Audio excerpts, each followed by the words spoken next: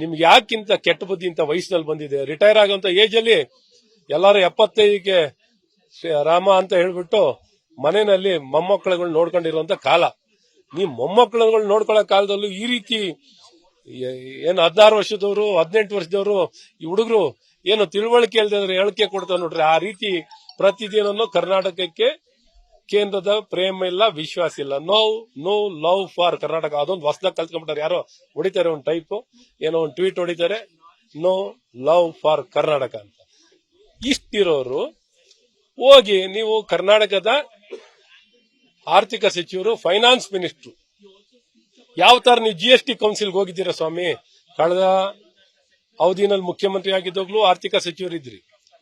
GST council meeting ಹೋಗಲ್ಲ, ಈಗಲೂ GST ಕೌನ್ಸಿಲ್ಗೆ ಹೋಗಲ್ಲ. ಯಾಕೆ ನೀವು ಫೈನಾನ್ಸ್ ಮಿನಿಸ್ಟ್ರಿನ ಕೃಷ್ಣ ಬೈರೇಗೌಡರಿಗೋ ಇನ್ಯಾರಿಗಾರು ಕೊಟ್ಬಿಟ್ರೆ ಒಳ್ಳೇದಲ್ವಾ? ಯಾಕೆ ನಿಮ್ ಜೊತೆ ಇಟ್ಕೊಂಡಿದ್ದೀರಾ? ಸಕ್ರಿಯವಾಗಿ ಭಾಗವಹಿಸಲ್ಲ, ತಿಳುವಳಿಕೆ ತಗೊಳ್ಳಲ್ಲ, ಸುಮ್ನೆ ರಾಜಕೀಯ ಪ್ರೇರಿತವಾಗಿ ಚುನಾವಣೆ ಬರ್ತಿದೆ, ರಾಜಕೀಯ ಹೇಳಿಕೆ ಕೊಡಿ. ಈ ರೀತಿ ಸಿದ್ದರಾಮಯ್ಯನವರಿಗೆ ಕರ್ನಾಟಕಕ್ಕೆ ಅವಮಾನ ಮಾಡಬೇಡಿ. ನೀವಂತೂ ಮಾಡ್ಕೊಳ್ಳಿ, ತೊಂದರೆ ಇಲ್ಲ.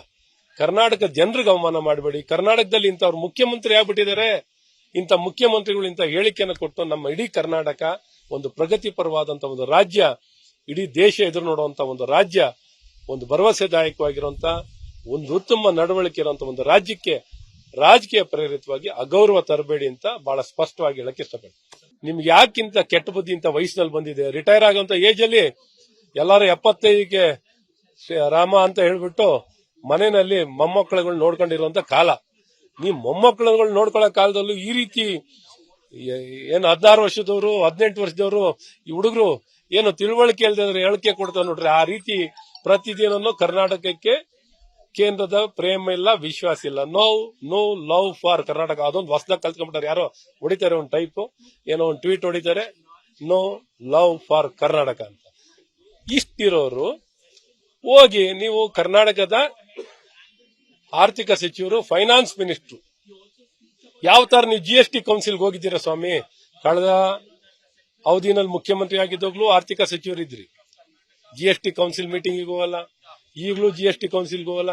ಯಾಕೆ ನೀವು ಫೈನಾನ್ಸ್ ಮಿನಿಸ್ಟ್ರಿನ ಕೃಷ್ಣ ಬೈರೇಗೌಡರಿಗೋ ಇನ್ಯಾರಿಗಾರು ಕೊಟ್ಬಿಟ್ರೆ ಒಳ್ಳೇದಲ್ವಾ? ಯಾಕೆ ನಿಮ್ ಜೊತೆ ಇಟ್ಕೊಂಡಿದ್ದೀರಾ? ಸಕ್ರಿಯವಾಗಿ ಭಾಗವಹಿಸಲ್ಲ, ತಿಳುವಳಿಕೆ ತಗೊಳ್ಳಲ್ಲ, ಸುಮ್ನೆ ರಾಜಕೀಯ ಪ್ರೇರಿತವಾಗಿ ಚುನಾವಣೆ ಬರ್ತಿದೆ, ರಾಜಕೀಯ ಹೇಳಿಕೆ ಕೊಡಿ.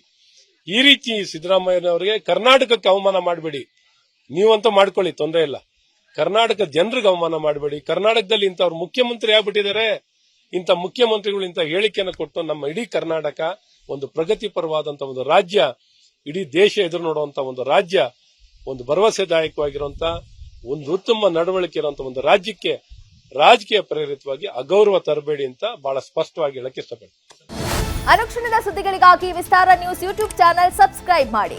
ಹೊಸ ಸುದ್ದಿಗಳ ನೋಟಿಫಿಕೇಶನ್ಗಾಗಿ ಬೆಲ್ ಐಕಾನ್ ಕ್ಲಿಕ್ ಮಾಡಿ. ಲೇಟೆಸ್ಟ್ ಅಪ್ಡೇಟ್ಸ್ಗಾಗಿ www.vistaranews.com ವೆಬ್ಸೈಟ್ಗೆ ವಿಸಿಟ್ ಮಾಡಿ. ಅಂಗೈಯಲ್ಲೇ ಜಗತ್ತಿನ ಸುದ್ದಿ ತಿಳಿಯಲು ವಿಸ್ತಾರ ನ್ಯೂಸ್ ಕನ್ನಡ ಆಪ್ ಡೌನ್ಲೋಡ್ ಮಾಡಿ.